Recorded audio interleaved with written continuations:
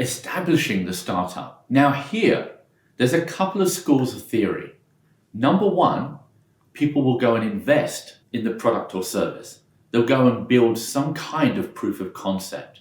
They may not have even set up a company or set up the infrastructure for the business. Number two, and perhaps asynchronously, meaning we'll do them together, is they'll go and register a company, maybe a trademark. They'll start to think about what the website looks like, or they may go and buy or lease a premises for their business. You can do both, but often what matters is, can you build the product or service that you ultimately want to give to the customer? It's a little bit like the supply and demand challenge.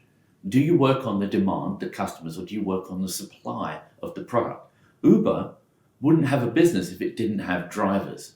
In this instance, I always lead to the product, and that's let's figure out that we can service what the customer wants.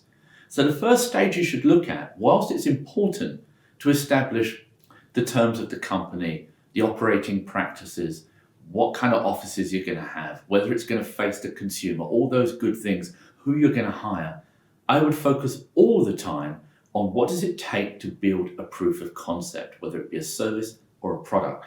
And then, number two, who's required to actually make that happen? That's the critical part. And then the third part is you can separate and devolve what kind of costs that you'll require. Instead of looking at the overall business or the overall capital consideration, what we can do is look at what does it cost to prove the product works.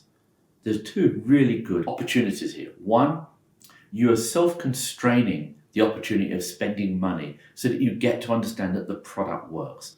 The second point, and really critical, is that you can go and raise money because you've gone and proved the product or service works.